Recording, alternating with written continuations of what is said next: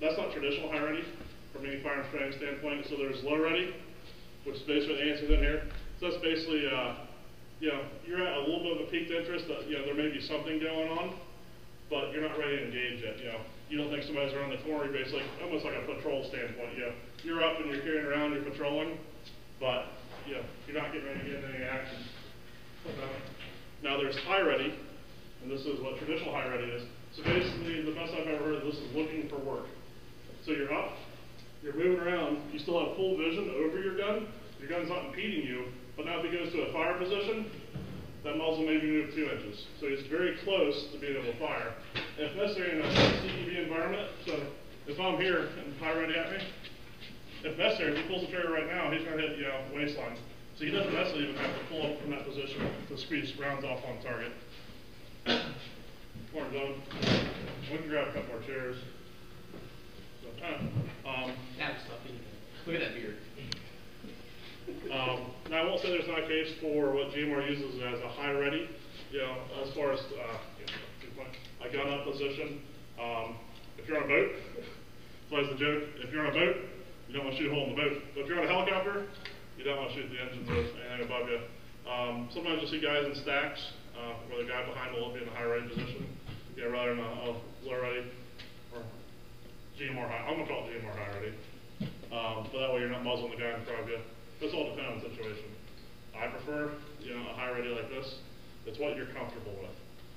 Some guys, if you want to do GMR high ready to look cool, because the airsoft spot look cool to a lot of people, I'm fine with that. Just understand that it's not a true high ready position. Basically what we're going to do is when you go through a class, something to realize, this is something that Paul missed very quickly. When you go through a class, when you're in the class, you do things as the instructor tells you to do, but always remember that that's the way that they've been taught by other people, and that's the way that they've learned through experience. So when you go to apply things that you've learned from an instructor, what you do is you take things that you've already learned, plus the things that you learned from the instructor, and you combine them together to make something that actually works for you. So when you're here in the class, try to do things as we instruct them, but then when you go out on the field, as long as you can put rounds on target and you can move around efficiently without getting yourself killed, then by all means, feel free to combine things that you've learned before. But for the purposes of the class, we're just going to go through as we've been taught. So it's like if you're watching golf, some people have a terrible looking swing, but you know, they're making millions of dollars a year because they can hit the ball straight. If that's how they hit the ball, then go for it. You know, I'm not going to say what you're doing is wrong, but again, like you said. So next, again, very simple. We're going to go into shooting positions. There's 4 basic shooting positions. We'll start with prone.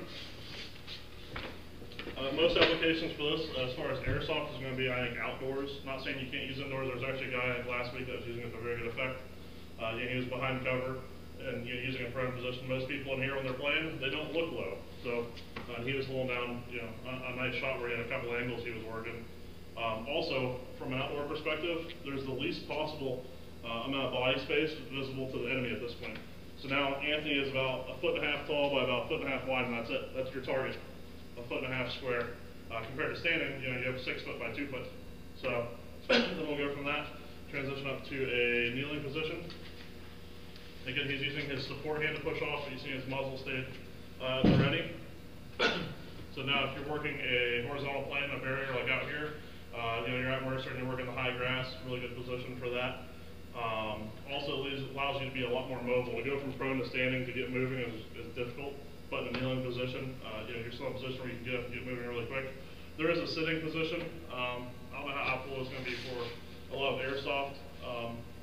Yeah, I think a lot of that is more of a, I hate to say precision, but if you can't be prone, you can still get good shots off. You trip and fall, you get into that position. You can brace yourself on your knees for a more steady shot. Sometimes you just need to be in that position based on that, and then finally standing. And we go, you know, to the squat, but in a standing position, your typical fighter stance. The one thing that's not covered in the 4 traditional is, you know, you can squat up and down. So you can go to a mid or a low squat. I think it's a lot more mobile to be in a squat than a kneel because your legs are already on the ground and you're ready to go. I know I do that a lot because my knees aren't necessarily the best anymore. So to go down on a knee and if you're not wearing knee pads and you kneel on a BB, that kind of sucks. Also, Also, no bone-to-bone contact. So when you're taking a knee, let's say for example, taking a knee, bone of my elbow, bone of my knee. When you have bone-to-bone contact, if you look, it's not very stable. Just naturally, inherently not stable. So when you take a knee, you go bone to meat, then you pull back in. It's much more stable. Something to keep in mind. So super simple. In airsoft, you'll find yourself in a lot of awkward fighting positions. From a real steel standpoint, those are kind of the four they preach really, really hard. In an airsoft standpoint, you're like leaning over rails and doing all kinds of crazy stuff to try to get angles on people and shoot. But basically, those are your four core points. Everything is going to be based on that. There's also the paintball or kneel, which is 2 knees. It works for some things. It's the kind of thing you see in bunkers, things like that. What's your opinion on that? No. No, okay. Because if you're down on 2 knees, You're locked in. You're locked in. If you're on 1 knee, you can get back up. Yeah. That's like more of a speedball bunker working kind of thing. Power slide. Yeah. So, anybody got any questions as far as basics, as far as shooting positions, any of that? It's super basic stuff. But again, just want to lay the foundation so we got things. Next one, sling use and sling types. So you see, me and Anthony are already wearing guns. Anthony has 3 points, so I'll let him go with that first. Alright, so a 3-point sling is the most complicated type of sling. The way a 3-point sling works is it kind of makes a 1-point type system around your body, and then 2 points of contact on the actual weapon, hence the 3-point. 99% of 3-point slings are adjustable. So what happens is they'll have a slide or some kind of locking retention right here. It allows you, when you have your weapon in the carrying position, it's tight to your body so that way you have hands free. You pop the slide, you loosen the sling, and it allows you to carry it like a 1-point. That way you have free range of movement, do transitions, and then whenever you're done, lock the gun back down, 3-point. Simple. Best of both worlds. A little bit more complicated though. A little bit more complicated, harder to get into. It's harder to get into. You can tangle all your stuff up. When these break epic. So like when you break this slide buckle or you snap this or something, the thing's it's toast. So just something to keep in mind. 2 points are the most simple slings. That's what you get issued in any military across the world ever. It's just very simple. It's a strap. 2 points of contact on the weapon, and that's it. And 2 points are very traditional, like hunting rifles, things like that. You see a lot of people running 2 points that I think from a tactical sense properly. They're made to be able to run tactically. They are hard to transition. I think, it might be a little faster on a 3-point to transition from right to left, but the 1-point is better for transitions. But you have your 2-point, very stable. I like them because it keeps the sling off your neck a lot more than, say, a 1-point. But from a transition standpoint, if we want to shoot left-handed, we can't go over. We have to swim our left arm through, then go into a left-hand shooting position. And at this point, you still have some retention on your neck, but it gets heavy if you're going to let hang there. The other thing I really like about 2 points is now if we swim our right arm through, we can transition to our back, and a lot of slings will have that slide buckle. And now, if we're going indoors, if I want to go to a pistol, or if we're just, we're dead, we're hanging out at spawn, we're BSing, this is very comfortable. Also, if you want to run like a sniper rifle, really good idea for a sniper rifle, have a submachine gun or a pistol as a backup. If you go into buildings or if you go into closer fighting where you're inside your minimum engagement distance. So I like 2 points for that. 2 points I like for outdoors, 1 point I like for indoors. And then to get back out. And this actually, a lot of people use 2 points for like a 249. And a lot of times they'll have a large pad on the shoulder here. And it'll be a little looser than you can actually bring it up to fire as well like this. So that's your 2 point. And finally 1 point. 1 point of contact. I prefer left arm and head. Some people prefer right arm and head for a right-handed shooter. Let's just go over that real quick. So so anybody know why Paul has this slung over his left shoulder, or slung over to his left side if he's right-handed? Who knows? So he wants to go to a secondary, sling it out of the way. Yeah, when he goes to fire, Spongy trigger, mag's dry, toss, draw. It's out of the way. It's out of the way. See a lot of guys who are right-handed run that the other way. You go to run that like that, you need to transition what happens naturally with the weapon when you go to drop it. And where's your sidearm? See how that becomes an issue? It's a real small thing that a lot of people overlook, so just keep that in mind whenever you're slinging your weapons and stuff from now on. Try to sling on the opposite side of wherever you keep your sidearm. It's the difference between life and death. One point, again, I guess the easiest transition, just roll right over the top. Basically just like the 3.2, pull the buckle.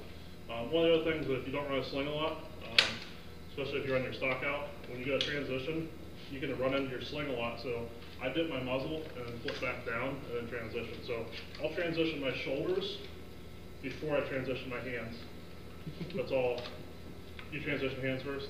It depends. I tend to do whatever I have space for. Okay. So it depends on space. So like if I'm in a tight area, I'll transition shoulders. I'll dip. It depends on what I have. Because sometimes you have a lot of space to work with. If you have a lot of space to work with, you can. You have time. Yeah. If you have time, you should take your time to do it right. Any questions on slings or anything? So we're going pretty quick on stuff. We'll get to the fun stuff here shortly. Just, and I didn't run a 2-point sling up until last year because I didn't know anything about it. I learned some stuff about 3 points this morning from Anthony. We were talking in there, and I haven't run 2 points forever because I thought 2 points sucked. I think indoors they have some limitations. Outdoors I prefer them, because I know how to run it now. I just didn't know how to run it, so watching YouTube videos, learning how to run a 2-point, and I really like them now. After listening to Anthony talk about 3 points this morning, I might end up getting a 3-point and playing around with that and just seeing if I like it. So we're going to transition into reloads. You know what this gun?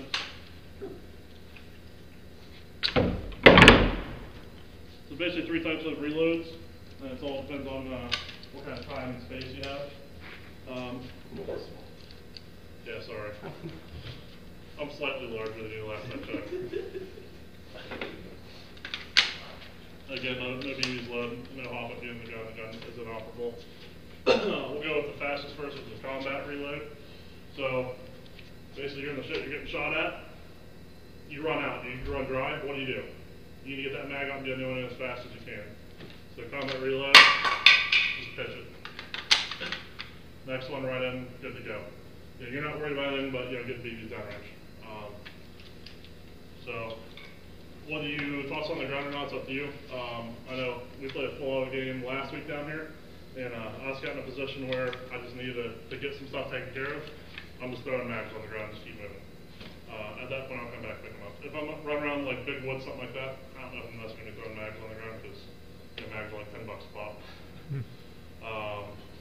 But again, from a real-life standpoint, you're not worried about retaining the mag, you're worried about getting rounds down range. Airsoft, again, it depends on situation, time, all that. But combat reload, just get going as fast as possible. You flip the gun to the right, and there's a lot of flash with this, and a lot of people see videos of guys doing this, and it's, to eject the mag so it goes flying and somebody in the head, and it looks cool. In real life training, what he's doing when he rotates the gun to the left, he's checking the chamber, so he's seeing what's going on. So he's checking for a double feed, he's checking if he's dry, he's seeing what's going on. And then from that point, if he sees that the bolt's locked back, he's going to rotate, and the reason he rotates is as his left hand comes up, it's easier going from the side than it is from up because you can see what's going on. So that's why he's rotating, and also helps clear that mag out. So there's no flash about it. There's not for any purpose other than to get the mag clear and make sure your gun's operable. The second one we're going to go to is tactical reload. This is where you have a little bit more time. Basically what you're going to do as you're shooting, you know you're getting low. You're going to go ahead and grab that second mag, bring it up. You're going to clamp it onto the other mag, and then change when you get out. So you have a little bit more time. You're not under as much stress. You maybe know you're getting low. If you're on mid caps all the time, or if you're on a high cap and you can tell it's low. When I run mids, I just kind of change mags when I have time, and that's how I typically will change mags. And I think that's, if you have time to grab the mag, I think that's one of the fastest mag changes there is because you're literally just moving a mag an inch over to get it in the gun and get the gun back up.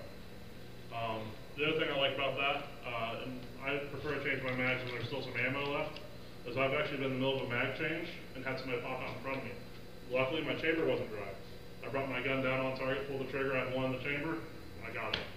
So it kept me from dying. And then you can get that extra mag in there real quick. So that's your admin reload, or I'm sorry. That's your tactical reload. The tactical reload. And finally there's an admin reload. Here's at the range, putting rounds on target, no big deal. Easy peasy, taking your time, no rush. Yeah. Then the key to an administrative reload is that you're reloading a mag before you know it's empty. And then the idea is that you put your mag back in your gear, because rounds that you don't use are worthless, right? So what happens in an administrative reload, you're reloading when you have time, you know that you have rounds left in the magazine, you put the magazine in an area where you know it's not a full magazine, and then if you need to, you can come back to it later. Because if you stick it in your dump pouch, what happens is when you stick it in your dump pouch, you do know you have a mag in there, right? But you're running low. Here's what happens. Dry. Chris Costa says something about this, doesn't he? Oh yeah, he goes, Twinkie, cupcake. It's going to be like an hour before you find the mag that still has rounds in it. So during an administrative reload, you take your mag, you put it back in your gear. That way you can come back to it later. So something to keep in mind. Again, time dictates what you're doing for the most part. And also, depending on the stuff you run, Anthony just has the valve bug on there, so it's very minimal. Consolidating your mags. If I'm in a hurry to change the mag, I'm drawing from my left because that's where my left hand is to get my gun. If I'm not in a hurry, I'll draw from the right on my chest rig. If I get to a firefight and I draw a couple mags on my left, when I get out of that firefight at that time, I'll consolidate all my mags over to the left. That way they're easier to access for me. But that's just something. Also empty out your dump pouch too. Yeah. Next thing we're going to, I got my little portable wall up here, is shooting from cover. Shooting for cover, there's a lot of ways to look at it.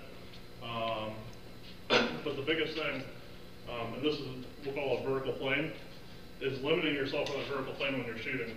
So what you need to do is you need to limit yourself as much as possible so that when he comes around the corner, all I really have is a little bit of eyeball and a little bit of gun. That's all I really need to see. If he sticks out an elbow as a chicken wing it, he's leaving a large target for me to shoot. In airsoft, if I hit the tip of his elbow with the BB, it's a kill. In the real world, if I hit his elbow with a bullet and it shatters his elbow, he might be dropping his weapon and at least made him inoperable on his primary arm. So one of the big things with this, I got a little demonstrator here, which I'm going to swap out for this one. And this is a stupid easy drill. You can do it at home with a partner, without a partner. If you don't have a partner, just run a mirror. That's $1 store laser. It's literally $1. So what's going to happen is I'm going to stand here, and let's say I have a pistol. So go ahead and find the corner and get the laser on me. Is it on me? I can't see you. So now what I'm doing is with the laser, he's verifying that he actually can hit me, but I can't see him. So now go ahead and pull back, and now chicken wing it. Elbow. And to give feedback, as soon as I see something on him, I'll call it. Now I'm standing, basically flat to him. Now if I'm also manipulating a weapon system and trying to shoot him, that's going to be a little bit more difficult. So this is going to be a drill we can run real quick here. Everybody off their feet, we've been sitting there for a little bit now. We'll just flip some tables up and I'll put some lasers on the guns here. And we'll go and we'll just pair up with somebody and we'll just go through some reps on that.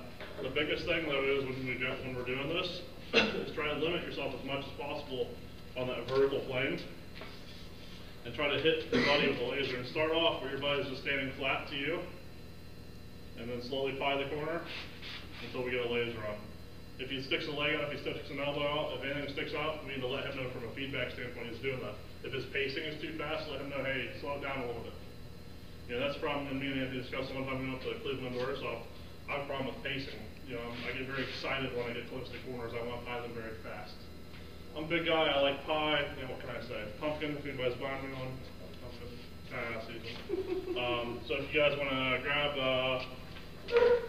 we'll say 2 replicas, we'll use these for the rest. Just verify no battery, no mags, and we'll flip some tables up, we'll run some drills real quick here. Alright, guys, take a walk. Did everybody learn something? Mm-hmm. It's a little bit different. The big thing, I guess from a learning perspective, is with the laser and to have a partner work with you, if they're giving you honest feedback, you're going to figure out what works eventually. Because if you're chicken winging, they're going to keep telling you elbow, so you're going to, well, let's move my elbow somewhere. That's the big thing is, the more you do stuff like that, that's the nice thing about airsoft. from a training standpoint, if you're going to chicken wing all the time, you're going to get shot in the elbow all the time. And eventually, you're just going to learn not to leave your elbow hang out. It's just, it's the way it's going to work. It's just the evolution of learning. With that laser, the same thing. You do that same drill at home with the mirror. Just put some type of vertical wall up, or stay outside your bathroom if your mirror is right there, and eye the corner into your bathroom constantly. And what you see of yourself first is what your enemy will see of you first. So it's a pretty simple drill, and that comes in handy indoors, outdoors, wherever. As long as there's some cover to work, then it works really well. The only thing we didn't cover out there is horizontal planes. So out here, there's crates that are about this high. What do? And earlier you seen he turned his gun sideways. And one of the reason I learned that you do that is that way your sights and your muzzle are on the same plane horizontally. Because most AR-15s have a 1.5 inch sight over bore, which means your bore and your sights are 1.5 inches apart. So if he comes up with a red dot and he's looking directly over a horizontal plane and he pulls the trigger, he may shoot the box in front of him. So that's why they turn their gun sideways. So in airsoft, if you are sighting down your sights or red dot, you are using it, and you're talking close range shots, hop-up doesn't necessarily come into concern, turn your gun sideways. That way, your bore and your sight is on the same horizontal plane. The only problem with working horizontal planes is when we're working vertical planes, we only have about an inch and a half between our center of our eyeball and the side of our head if we're doing it properly. When we're working a horizontal plane, your eyeball and your forehead is about 3 to 4 inches depending on how much forehead you got. If you got a lot of hair, I don't have to worry about a lot of hair. Then your hair might stick out if you're wearing a helmet. That's an extra inch and a half, 2 inches. He has the little strobe light on there. That's another inch on top if you're working horizontal planes. That's going to stick out. There's a guy named Saffron, actually works for Ant now. He's our new manager. Come see him. He's like 6'7", 6'8". I always shoot him in the head when we're playing here because he's so tall. And when he tries to get down, he just can't get down far enough. Yeah, him squatting is like everyone else standing. And I'll tell you, I'm personally uncomfortable working horizontal planes a lot. I try to stay away from them. I do as well. If I'm working a horizontal plane, I'll work the right or left edge of it. I won't work the vertical or the horizontal on top. I'd much rather get low and then come around. Work that edge. Than to go over top. And where are you going to get shot if you're coming over the top? In the head. Yeah, you're going to get domed. You guys wearing helmets? One of the reasons a lot of guys wear helmets is it sucks getting shot in the head. And it looks cool. But that's what you're into. I don't like getting shot in the head. Todd doesn't like getting shot in the head. Todd gets shot in the head every week he comes down. But again, horizontal planes come in the same as the vertical planes. Trying to contort your body to show the least amount possible coming over that edge. Again, you step from air, things like that. Again, I try to stay away from horizontal planes. It's a danger area for me. I'm a tall, big guy. I don't go up and down real fast compared to some people. So I kind of stay away from them. We're going to talk about how to find corners, but out there that's basically finding a corner. Manipulating your body on a vertical plane is finding a corner. The difference is, and Anthony was working out there a little bit, I was talking to some people, is we're talking about that shuffle, moving your feet. And again, different people do it different ways. I prefer the shuffle because you're basically always keeping your feet in contact with the ground, so you're always going to be, ready to shoot. Ready to shoot. And if you need to plant in the middle of the shuffle, you just stop and you start shooting. Also, with any type of variations in the ground, I know out there's a couple of variations.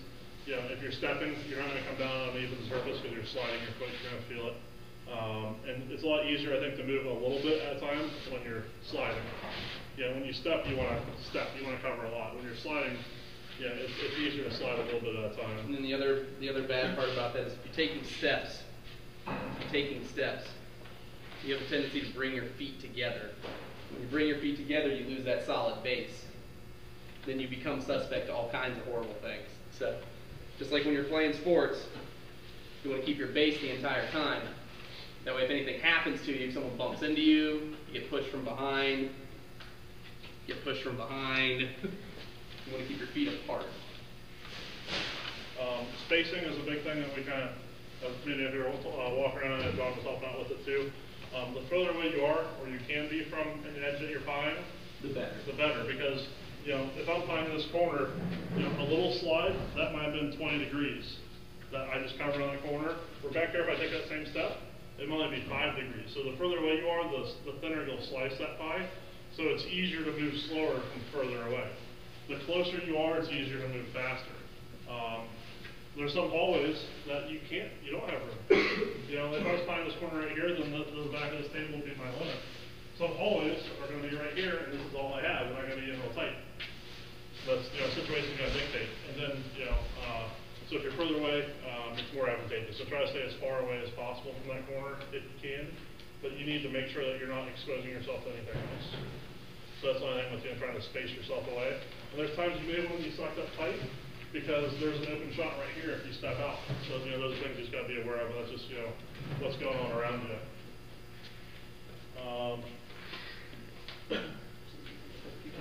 Talking about snap shooting. Basically, Robbie at AMPED is really big on this technique. And he's a little bit more, how shall I say? Nimble. He's nimble, but he's tiny. Like a jackrabbit. Jackrabbit, yeah. And he pops in and out real fast. And I think in the airsoft world it kind of has this place because any concealment is covered. Yeah. For the most part. A leaf will protect you. Yes. It's a good way to take a quick peek, take a snapshot in your mind, and see what's out there. You know, and if there's a target, you may be able to squeeze a round or two off before you suck back in. BB flight time in here to cover 50 feet, you know, might be a second and a half. So if you can get out and get a couple shots off, and you're on the way back in, even if he pulls the trigger, he's probably not going to hit you if you're in and out real quick. But then you got to play that game as far as when you sticking your head out next, because he may be waiting now. So I think that's a delicate game to play, and you're going to have to see what kind of works best for you. But like I said, the biggest thing when you pop that head out is keep your gun up in that high ready position. Yeah, never. So you don't want to be popping low, because if there is a threat there, the threat might be 2 foot away, and you can engage. But when you snap out, you want to take that mental snapshot of what's going on. You know, and snap back in. If you take a mental snapshot and you're clear, then maybe you're going to pie and hold out, and then now start moving down that area. But basically, you want to take a quick look at that hot area and see what's going on. Again, if you ever see Robbie, especially when he runs a pistol, his head's like a yo-yo in and out as far as on the edge of that wall. In real steel shooting, I think it's going to be a little bit different. We know how I feel. Yes. It won't beat that as a repair. Yeah. But in here, yeah, it can be used to very good effect. We'll talk about a little bit like suppressive fire. And this one of the things depends on your replica and what you're running. If you're on pistols primarily, you really shouldn't be pulling the trigger unless you have a clear shot. So you can take a good shot and you're going to get a kill out of it, unless you get in a tight spot. If you run a M4 with a 450 round high cap, you got a lot of ammo to waste. So gun kind of dictates suppressive fire to some extent. Again, anybody who's ever run a spring shotgun indoors, you get to the point where if you pull the trigger, somebody's dying. It's just, you know, because you have very limited ammo. Suppressing can work to a really good effect. There's bounding Overwatch where we're a 2-man team, and we'll say Anthony has or I have the front position. I'm suppressing, then he would move. And then when he gets ahead and takes cover, he's suppressing, then I'll move. So that's team tactics, which we can cover later or another day. But there are times for suppressive fire. Don't be afraid to use it, especially when I'm moving. When I move a lot, even if I don't have a target, I'll still suppress an area. Because if there's somebody behind cover I don't know they're there, if they're getting whacked on the wall right beside their head, they might want to keep their head in. And whether there's somebody there or not, BBs are cheap, I suppress a lot. Sometimes when I pie, I suppress. If I'm pieing a corner, yeah, it's not blind firing. I'm still watching wherever BB goes, but as I'm coming around, I'm gonna shoot that entire way around that corner, especially if I know it's hot. Well, I did that in the real world. Yeah. So if you know there's no friendlies on the other side, this is BB war, so if you shoot a friendly, it's not a big deal other than maybe them yelling at you a little bit, which happened to me last week. I got a little overexcited, and there was an enemy in our spawn. I ran back to spawn, came back out, and somebody had already cleared it, and I shot my buddy in the back. When I heard about it, I got him in a very soft spot that he wasn't very happy with, but yeah, that's the course of nature with this stuff. This one's a real bullet. Yeah. But a lot of times if I'm clearing corners, I will shoot as I clear. And that way, again, you're taking away that chance they have to react to a shot because it's already coming.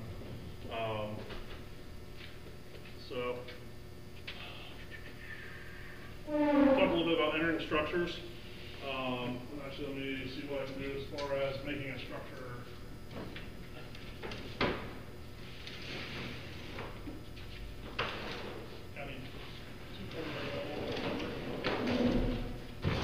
Watch out. There we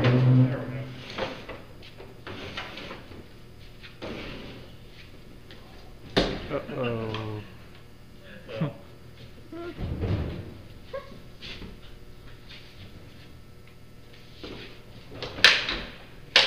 See how versed it is. Nice. Good enough. This is where fine comes in. So let's say, you know, this is a structure, a doorway. You know, if I'm going to enter the structure, actually it's kind of terrible. So basically what's going to happen, let's say it's a side entry door and the room opens this way, this isn't here. That's a flat wall. This is a flat wall. So if Andy's going to come up, let's go and say, you know, come up to the wall. And he's going to want to tie before entry. You see a lot of people with airsoft, what they want to do is they want to stack and clear. And I hate saying airsoft, I don't think it works as well as it does in real life for a lot of reasons. But one thing stack and clearing is that element of surprise. You may be throwing a flashbang or an actual live grenade in first. That's going to soften them up a little bit so you can enter with the team. In airsoft, We don't kill people. if you have a dedicated enemy soldier on the inside of a room and they're already pointing their gun at that doorway and you run 4 people in, I guarantee I'm going to take half of you. You know, you're just going to keep stacking your people right in front of my muzzle. It just doesn't work very well. Again, I'll go back to GMR. GMR for a very long time was very famous for stacking and clearing. And the way most games work, as long as you're touching your buddy, you can drag or push them if they're dead. So what they would do on entry, and I'll be the dead guy. So, you know, I would run in, I'll get hit, then he's using me for cover as he pushes. And a lot of times, specifically states in the rules, you can't use dead people's cover. And they used to use that to a very, very good effect. You can see it in a lot of their videos and stuff. And again, Don't be that guy. yeah, we're trying to play within the rules of airsoft. And that's one of the things I always tell people: if you're dead, you need to get out of my way because I'm going to keep shooting you. If you're getting medicked, and this is one of the things with medic rules. Let's say somebody dies right on a corner of a building. Let's say Adam's shooting me and I die right here, and there's a medic right beside me, and he remacks me and I bring my gun and I shoot Adam. Adam knew I was dead because he shot me. I'm laying on the ground, and I don't give him any sign that I'm back alive other than me pointing at my gun to shoot him. So if I see somebody down on the ground and I think they're being killed, I'll continue to shoot them until they move. And that's just, I don't care if they come back to life on the other side of the wall, as long as they know not to bring their gun up while I'm looking at them. And that's from like a game organizer standpoint. I just try to tell people, or if I'm running a game, if you're in the line of fire and you're dead, get out of the way. Either step away from the wall and get to the point where a medic has to come rescue you, or step behind the wall so you disappear, then you can reappear as a threat. I always continue to shoot dead people in that type of situation. But what Anthony was doing on this is he was pieing the corner before entry. Stacking and clearing airsoft, like I said, it looks cool, it's fun, things like that. It's really good for team cohesion and teamwork and learning things and working together. I just don't think it works in airsoft unless you have the honest price. Well, there's a couple things. You need to either have there's three keys to CQB. There's speed, surprise, and violence of action. So if you have speed, if you have any two of those, you have a possibility of succeeding. So if you're stacking on a door and the enemy doesn't know you're there, you can still survive. If you're fast and you surprise them, you can still get the drop on them. In a situation like that, if you don't have grenades, you would pie the door. If you don't have anything that you could throw into the room that would kill people before you get in there, you would pie the door. Because otherwise what's going to happen is you're going to just run in and there's going to be a dude in the back corner and he's just going to shoot every single one of you as you come in the door. Everybody knows who's played here before. There's always going to be some younger guy or some dude who's going to be squatting in a corner on the other side of the room like this. And then you're going to shoot over his head and he's going to shoot every single person that comes in that door. And he doesn't care if he sits there for 30 minutes. He will wait for the next one guy. He will wait the whole game for one guy to come in that room and he will shoot them. Now, I've taken hits before from 8-10-year-old, first time ever playing with a spring pistol. You come in a room, you come high ready, and your gun blocks him because he's set down low below you, and he shoots you with a spring pistol, and you're like, let's get shot by an 8-year-old with a spring pistol, and you're like, that's part of it. That's making sure you're clearing corners when you enter. That's part of it. But pie before entry is a big thing. And like I said, stacking, clearing, again, the three things: speed, surprise, violence of action. As long as you have two. If you have three, awesome. If you have three, then you win. But if you have two, you can. black sheep game, 3 in the morning, people are half dead because they've been playing now for 15 hours.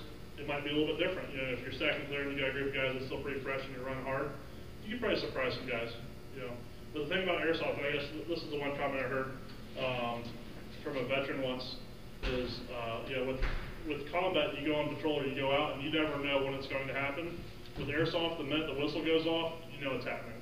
And it's going to happen until the whistle blows. Yep. So you're in a direct combat situation for however long that scenario is. So out here, you can be in contact in under 5 seconds. You can almost be in contact in 2 seconds out here, depending on where the spawns are set up. A field like Mercer, if you're spawned in the far corners, you're in contact within a minute and a half, depending on how fast you're moving. Even at real big games, you're going to be in contact in under 5 minutes. So it's a different situation, and that's why you're going to be at the high ready more in this than elsewhere. And again, people are going to be waiting for you. Like I said, coming in a room. Let's talk a little bit about if you have an option in a room. So let's say he pied this. So he's going to pie to the best of his ability. But let's say this room runs all the way over to where Adam's standing. He may not be able to pie that far corner, but he knows this is all clear. So when he makes an entry, where's his gun going to be pointed? Corner. The one spot that he can't clear. And if he's good, he might be able to pie that and work it. I've seen his face. Yeah. But that's something, so again, we got to play percentages. So when we enter a room. I don't have enough to even clear the muzzle around the door. Right. So now let's say, this is the doorway here. So let's say Anthony started on the right side of the doorway and he already pied this corner. And for the most part, unless you're, really thick skinny, he's for the most part going to see that this corner is clear. So now if he actually does go, he pies, when he does enter, his point of interest is going to be in the highest percentage point for someone to be. His point of interest is going to be in the far corner. So understanding, and you can see a room if you pie it properly, you can basically see how it's built. And understanding where the possibility of someone is or is not when you enter. I would always have my weapon pointed in highest direction of threat. But also when you come in, do a quick head sweep. Your head can move faster than your gun ever can. So when he would enter, he might be initially looking right, to make sure Adam's on that corner. So after he does that, he might take a quick peek left just to see if there is somebody sprawled up in that little corner there. So on entry, you need to play a game of percentages and try to have your muzzle pointed in the direction of the highest threat possible. So that's just one of those things. The more you play, the more you kind of figure out. Most rooms in airsoft have a second door or a window on the backside. Most rooms aren't dead rooms. I think in life, a lot of rooms are dead rooms. If you go in your house or apartment at home, you're going to see that when you walk in a room, there's only one door. In airsoft out here, if you walk in a room, more likely there's a back door. Or a door to another room, which is a door to another room, and a back door. So it's going to be a little bit different. If you're playing a mount, it might be a little bit different. If you're playing on a military base, something like that, where things are set to be more realistic, it's going to be a little different. So when you enter a room that doesn't have any other options to go anywhere, it's a little easier as far as playing those twins. But when you're in a room that has multiple exposures and has a window on the left and a door straight ahead, you got to watch those when you enter. That's all stuff you need to be aware of. And then, pacing a little bit on that. You can only work so much of an angle at once. Speed sloppy. Yeah. So mostly you can only work about 90 degrees. If I can see it in front of me, I can work it, and that's it. If something happens to the side and you can't work it, then you need to change your pacing. So if you're standing out in the middle of an open room and there's doorways all around, you don't want to move real slow. You want to move very, very fast. Where if you're working like back here, anybody's going to build the right hallway, it's very long and very straight, and there's a very narrow window, you can work it as slow as you want realistically, because your muzzle's trained in the direction of only threat possible. Now when you move up a little bit, there's the windows there for the jail. As those windows open to your left and they start getting behind you, you might want to move a little quicker because somebody can come up behind you. So, as far as pacing, something to kind of look at. So basically the degree, actual literal degree that you can see of threat will determine how fast you move. Also in airsoft, I play with some assumptions most of the time. So if you're coming out your spawn, for the most part, no one's going to be behind you. You're fighting one specific direction. Again, different games are going to be different ways. And here, if you're fighting from your spawn, you're leaving your spawn, there's a high percentage that you're not going to get shot from behind, unless it's a friendly fire. But, yeah, out in the real world, it's gonna be a little different. You're playing a black team, you're playing an Irene, something like that. Things get, you know, a little crazy. People are, you know, coming from behind. You're gonna have to watch that, and that's where you're working as a team, you're a rear security guy. So,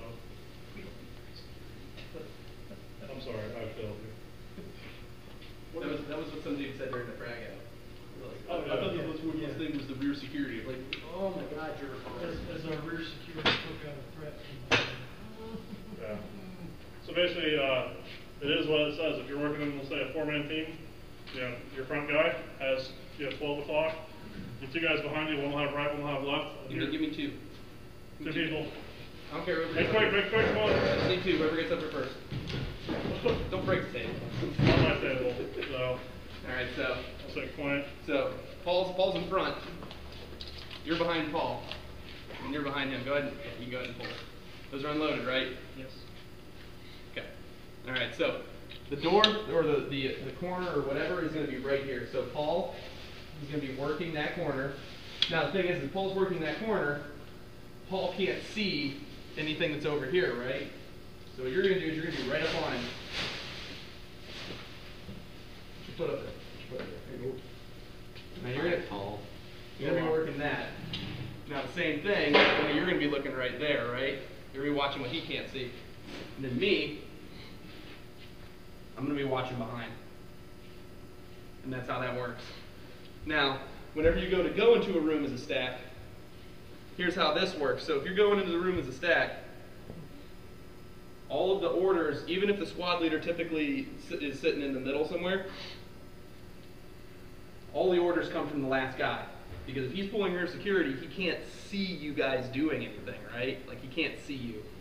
So, he's going to let that guy know that he's ready. Then the only person that decides to go is the front guy. And so what happens is whenever you do the tap, so if you're in the back, you don't tap anybody until you're ready. So you've checked your mag, all your gear's straight, everything's where it should be, you're ready to go. You let him know. Next guy forward, he checks all of his stuff, makes sure everything's good to go, then he lets the next guy go. And then the first guy, when he gets the signal, that's not for him to go, that's for him to make sure all of his shit is square. And then he goes whenever he's ready. That's why everybody touches. So that when you go, so when they walk, I can feel him leave. I can feel him leave, and I know to move with him. That's why everybody touches. Did you ever see a lot of dudes, they always they want to stack up and they're all like arms lengths apart and they're all facing the same way and they're all doing all this ridiculous stuff. Like, no, everybody, you have to have rear security. But you got to think, in the real world, threats come from every side. And they come from up, and they come from down, they come from behind you, they come from over here, down here. So, you got to have a full 360 coverage. Someone should always be watching your back. So, you can do that in here, especially if you have the proper tools, because stacking up and taking corners and stuff like that, you need the proper tools. So, grenades, flashlights, you know, proper equipment. Otherwise, that's where the whole pine concept comes in. If you're underprepared for a situation, pine could save your life. So. Yeah, I like, you know, doing a little bit of team tactics and, you know, building entry. I think an airsoft pine is still a crucial part. So, if me and Anthony came into this doorway as a team, you know, what I'm going to do is I'm going to slowly pie this. And I'll pie this entire thing first, and then we'll enter. And I'll try to keep an eye on them. So now he's getting rear security for me.